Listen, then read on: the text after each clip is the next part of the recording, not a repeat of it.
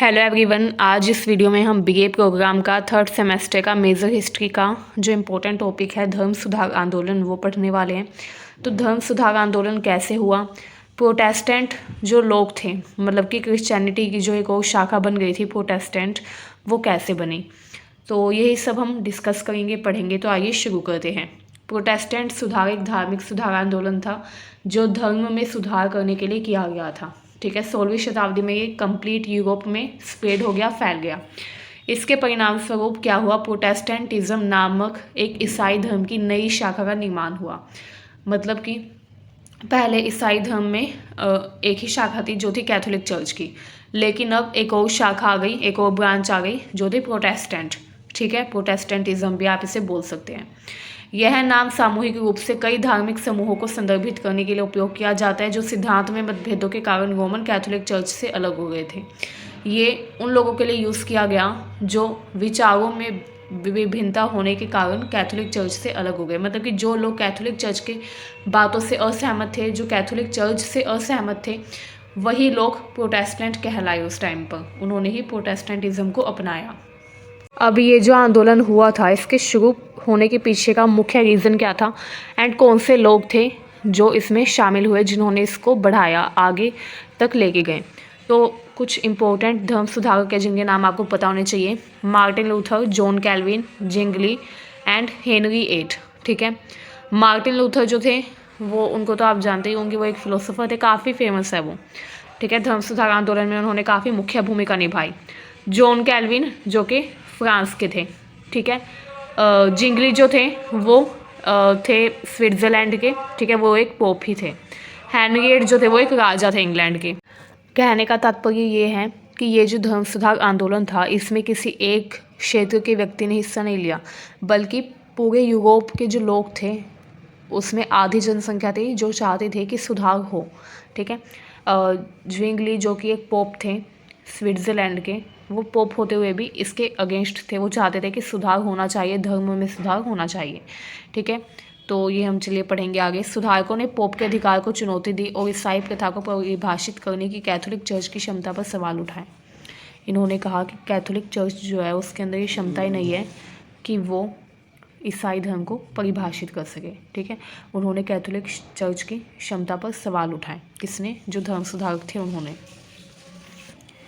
उन्होंने बाइबल और पैम्फलेट पढ़ने वाले पादरियों और राजकुमारों के हाथों में सत्ता के धार्मिक और राजनीतिक पुनर्वितरण के लिए तर्क दिया। मतलब कि उन्होंने कहा कि जो पावर है उसका रीडिस्ट्रीब्यूशन होना चाहिए, यानी कि पुनर्वितरण होना चाहिए, एक व्यक्ति के हाथों में सत्ता नहीं होनी चाहिए, ये उनका मानना था। इसके फलस्वरूप क्या हुआ? इसके फलस्वरूप युद्ध हुए। ठीक है, उत्पीड़न किया गया, मतलब कि जो लोग धर्म सुधार में हिस्सा ले रहे थे उनको उत्पीड़ित किया गया, उनको सज़ा दी गई। ठीक है, काउंटर रिफॉर्मेशन हुआ जिसमें जो कैथोलिक चर्च थी उसने भी अपने अंदर कुछ सुधार किए। ठीक है, कैथोलिक चर्च ने प्रोटेस्टेंटों को विलंबित लेकिन सशक्त प्रतिक्रिया दी। ठीक है, मतलब कि कैथोलिक चर्च जो थी उसने जो प्रोटेस्टेंट लोग थे उनको दबाने के लिए, सप्रेस करने के लिए काफ़ी कोशिश की। इस वजह से 30 साल तक एक युद्ध भी चला, वो हम आगे डिस्कस करेंगे उस युद्ध के बारे में। चर्च ने क्या किया? चर्च ने 476 से 1500 तक अपनी एक तरीके से आध्यात्मिक क्षेत्र को मजबूत किया। काफ़ी ज़्यादा उनका प्रतिनिधित्व रहा आध्यात्मिक क्षेत्र में। ठीक है, जब चर्च ने देखा कि आध्यात्मिक मामलों में उसकी मोनोपोली हो गई है, मतलब कि उसका एकाधिकार हो गया है, तो उसने क्या किया, धीरे धीरे राजनीति और संस्कृति के क्षेत्र को भी प्रभावित करना शुरू किया। पहले जो चर्च था उसकी सिर्फ स्पिरिचुअल मैटर्स, यानी कि आध्यात्मिक जो मामले थे उसी में उसका हस्तक्षेप होता था, उसी में उसका फैसला होता था। लेकिन अब धीरे धीरे क्या हुआ, चर्च जो थी उसने राजनीति और संस्कृति के क्षेत्र को भी प्रभावित करना शुरू कर दिया। समय के साथ हुआ ये कि जो पोप थे वो एक महत्वपूर्ण राजनीतिक उपस्थिति बन गए। अब जो पॉलिटिकल मैटर्स थे, मतलब कि जो राजनीतिक विषय थे, उसमें भी पोप का एंड चर्च का हस्तक्षेप होने लग गया। अब जो राजा था उसको डिसीज़न लेने से पहले चर्च से पूछना पड़ता था कि ये सही डिसीज़न लिया गया है या नहीं। तो चर्च जो थी उसका राजनीतिक जो प्रभुत्व था वो भी काफ़ी ज़्यादा बढ़ गया। ठीक है, इसके अलावा जो चर्च थी वो पहले धार्मिक मामलों में ही इंटरफेयर करती थी, हस्तक्षेप करती थी, लेकिन अब धार्मिक मामलों की तुलना में सांसारिक मामलों पर चर्च ने अधिक समय और प्रयास खर्च किया। मतलब कि चर्च जो है वो सांसारिक मामलों में अब ज़्यादा ज़्यादा इंक्लूड होने लग गया, ज़्यादा इंगेज होने लग गया सांसारिक मामलों में। ठीक है, अब ये देखिए चर्च का हम पदानुक्रम देख लेते हैं कि सबसे ऊंचे पद पर कौन होता है, उससे नीचे कौन होता है। तो सबसे ऊंचे पद पर होता है पोप, उसके बाद आता है कार्डिनल, उसके बाद होता है बिशप या आर्क बिशप, उसके बाद पुजारी एंड उसके बाद मठवासी। ठीक है, ये जो लोग थे ये लोगों के आध्यात्मिक कल्याण की तुलना में अपने निजी लाभ और आराम के लिए अपने अधिकार का अधिक प्रयोग करना इन्होंने शुरू कर दिया। पहले जो चर्च के ऑफिशियल्स होते थे जैसे पोप, कार्डिनल्स, बिशप्स, ठीक है, एंड पुजारी और मठवासी, ये पहले लोगों को स्पिरिचुअल नॉलेज देते थे, आध्यात्मिक ज्ञान देते थे। एंड इनका जो मकसद था वो सिर्फ क्या था कि लोग जो है उनको भगवान के बारे में पता चले, उन लोगों का जो आध्यात्मिक ज्ञान है वो विकसित हो। जिस उद्देश्य से भगवान ने इंसान को बनाया है, लोग अपने उस उद्देश्य को पूरा कर पाए, मतलब कि भगवान को समझ पाए कि भगवान क्या है एंड उनका इस दुनिया में क्यों अवतरण हुआ है। ठीक है, लेकिन पहले जो चर्च था वो इसीलिए लोगों में आध्यात्मिक ज्ञान बांटता था कि लोगों का कल्याण हो, ठीक है, लोगों का फ़ायदा हो, जस्ट फॉर सोशल सर्विस। लेकिन अब चर्च जो था उसका जो मेन मोटिव था वो किसकी तरफ हो गया था, लोगों के कल्याण की तुलना में अब उसने अपने निजी लाभ और आराम के तरफ देखना शुरू कर दिया कि वो अपने सेल्फ प्रॉफिट की ओर देखने लगा कि लोगों से पैसा लेंगे एंड इसमें उनका प्रॉफिट होगा। ठीक है, तो ये मिडिवल यूरोप की बात हो गई है। ठीक है, मिडिवल टाइम में 1600 के आसपास, ठीक है, जब सन 1600 था उसके आसपास की बात हो गई है। उसके बाद देखिए बाइबल केवल लैटिन में उपलब्ध थी। लैटिन काफ़ी डिफ़िकल्ट लैंग्वेज थी जिसको आम लोग, कॉमन लोग नहीं पढ़ पाते थे। ठीक है, एंड ईसाई धर्म की जितनी भी किताबें थी वो सारी लैटिन में लिखी हुई थी, लोगों को लैटिन आती नहीं थी। ठीक है, तो इसलिए क्या हुआ, जो कॉमन पीपल थे, मतलब कि जो आम लोग थे, वो लैटिन लैंग्वेज नहीं पढ़ पाते थे, जिसकी वजह से वो बाइबल भी नहीं पढ़ पाते थे। बाइबल सिर्फ कौन पढ़ पाता था, जो चर्च के पोप थे वो। क्यों? क्योंकि उन्हीं को लैटिन आती थी एंड फिर वो बाइबल पढ़ के लोगों को जो भी बाइबल के बारे में बताते थे वो लोगों को पता नहीं था कि वो सच में बाइबल में लिखा हुआ है या नहीं। कहने का मतलब ये है कि उस टाइम पर बाइबल अवेलेबल तो थी लेकिन लैटिन लैंग्वेज में थी एंड काफ़ी महंगी भी थी। तो पहली बात तो कोई अफोर्ड नहीं कर पाता था, दूसरी बात अगर ख़रीद भी ले तो उसको पढ़ना ही नहीं आता था, क्योंकि उस टाइम पर लैटिन लैंग्वेज काफ़ी डिफ़िकल्ट थी, जैसे हमारे टाइम पर संस्कृत है। ठीक है, एंड जो लोग थे फिर उन्होंने, बाइबल का अनुवाद भी नहीं हुआ था उस टाइम तक कि लोकल लैंग्वेज में अनुवाद हो गया हो एंड लोग पढ़ सकें। बाइबल का अनुवाद मार्टिन लूथर ने ही किया था जर्मनी लैंग्वेज में। ठीक है, तो वो हम आगे देखेंगे। ये देखिए धर्म सुधार आंदोलन के कारण क्या थे। तो पहला सामाजिक कारण था मानवतावाद और धर्मनिरपेक्षता। अब लोग जो थे उनके अंदर मूल्य उठने लग गए धर्मनिरपेक्षता और मानवतावाद के। ठीक है, अब लोग जो थे उन्होंने मानवतावाद के सिद्धांत में, धर्मनिरपेक्षता के सिद्धांत में विश्वास करना शुरू कर दिया एंड क्योंकि उस टाइम पर पुनर्जागरण होने लग गया था तो लोगों ने चर्च के ऊपर सवाल उठाए। ठीक है, प्रिंटिंग प्रेस ने चर्च के आलोचनात्मक विचारों को फैलाने में मदद की। उस टाइम पर क्या हुआ, प्रिंटिंग प्रेस का आविष्कार हो गया तो जिससे बाइबल का अनुवाद किया लोगों ने, लोकल लैंग्वेज में भी बाइबल का अनुवाद हुआ, लोगों ने खुद बाइबल पढ़नी शुरू कर दी। इसके अलावा प्रिंटिंग प्रेस आने के बाद किताबें बहुत बड़ी संख्या में छापी गई जिससे सभी लोग किताबों तक पहुँच सके। ठीक है, नेक्स्ट है राजनीतिक कारण क्या था। राजनीतिक कारण था शक्तिशाली राजाओं ने यूरोप में सर्वोच्च शक्ति के रूप में चर्च को चुनौती दी। ठीक है, जो शक्तिशाली राजा थे उन्होंने क्या किया, चर्च को चुनौती दी। क्यों चुनौती दी? क्योंकि उनको इस बात से ईर्ष्या होती थी कि चर्च उनसे भी ज़्यादा वेल्थी यानी कि अमीर होता जा रहा था। ठीक है, उस टाइम पर कई नेताओं ने पोप को एक विदेशी शासक के रूप में देखा और उसकी सत्ता को चुनौती दी। इसके अलावा जो पोप थे वो अब राजा के, सम्राट के फैसलों में भी इंटरफेयर करने लग गए थे, हस्तक्षेप करने लग गए थे। ये बात उनको पसंद नहीं आई, इसी वजह से उन्होंने जो पोप थे उनकी सत्ता को चुनौती दी कि ये हमारे काम में क्यों बीच में आते हैं हमारे काम के। ठीक है, तो ये हुआ उस टाइम पर, तो ये भी एक बड़ा रीज़न था राजनीतिक कारण। अब जो राजा थे वो भी उनको सपोर्ट नहीं कर रहे थे, जो कैथोलिक चर्च थी। नेक्स्ट देखिए आर्थिक कारण। यूरोपीय राजकुमार और राजा चर्च की संपत्ति से ईर्ष्या करते थे। मैंने पहले ही बताया चर्च जो उसके पास बहुत ज़्यादा संपत्ति हो गई थी उस टाइम पर, जिससे जो यूरोप के जो राजकुमार एंड राजा थे उनको ईर्ष्या होने लग गई।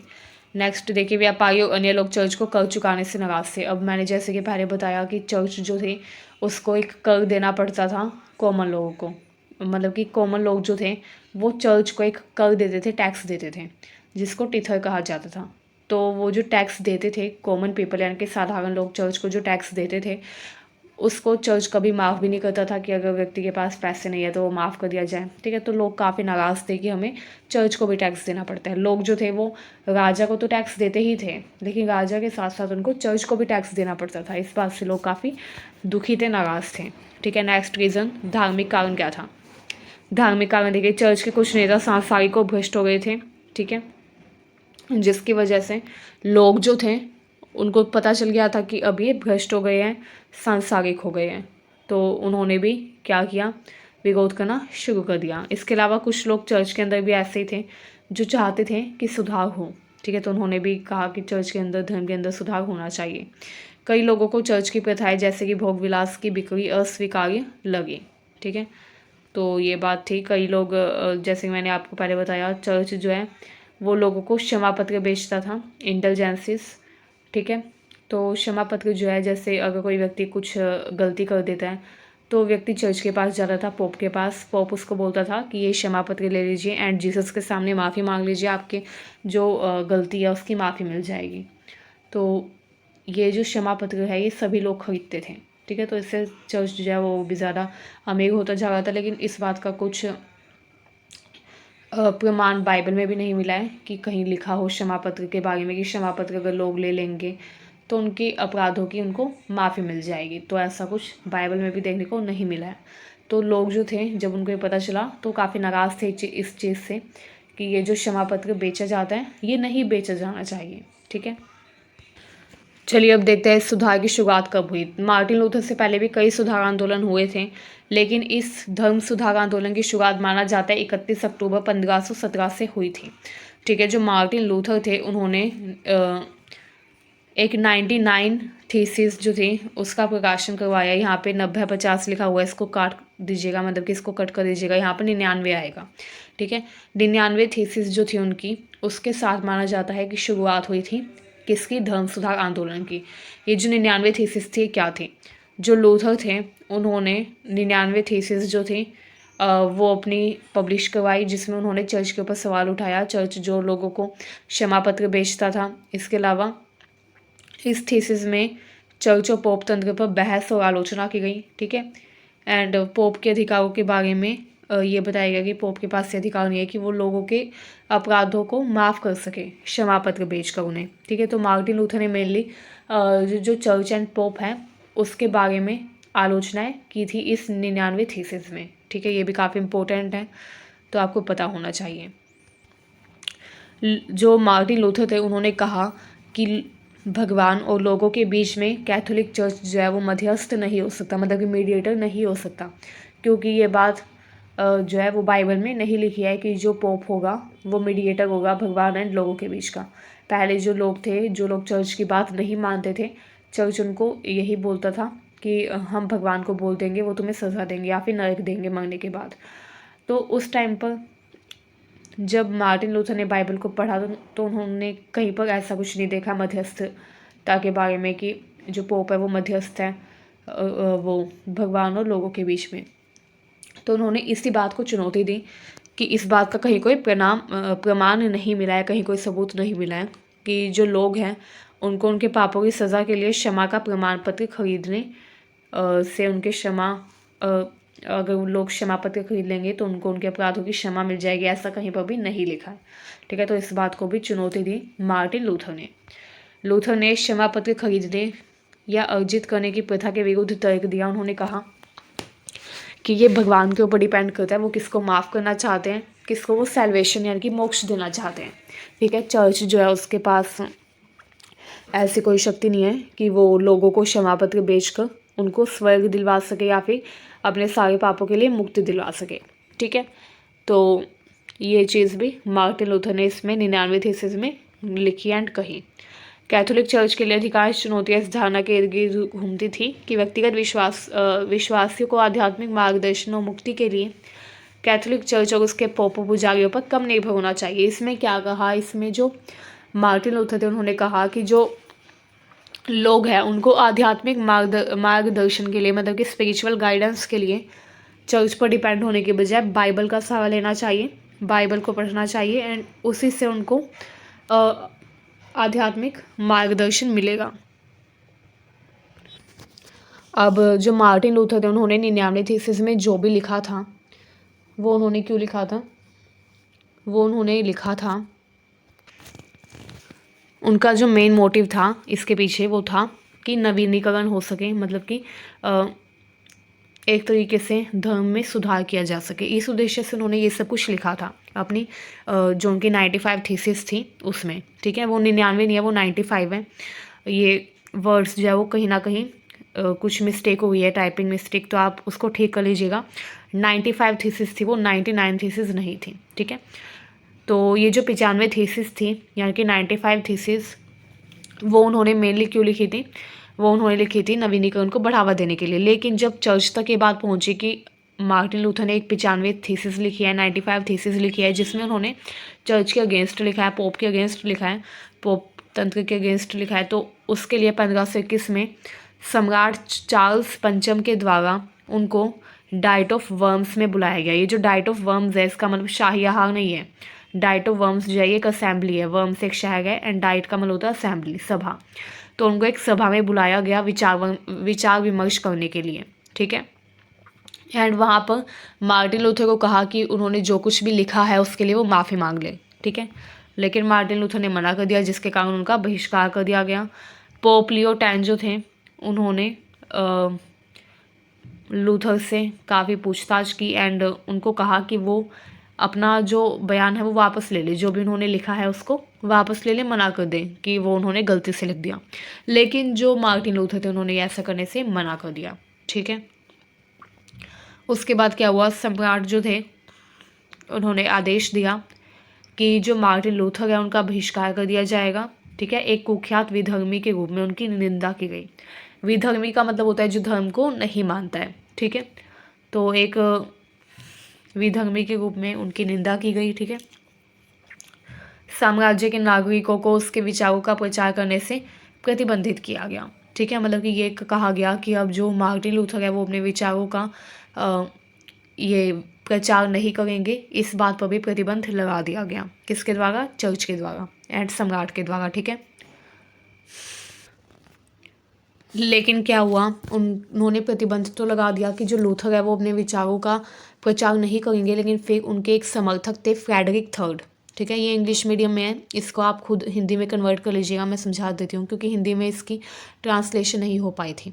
ठीक है, तो जो फ्रेडरिक थर्ड थे वो एक नोबल मैन थे, मतलब कि एक अभिजात वर्ग के व्यक्ति थे।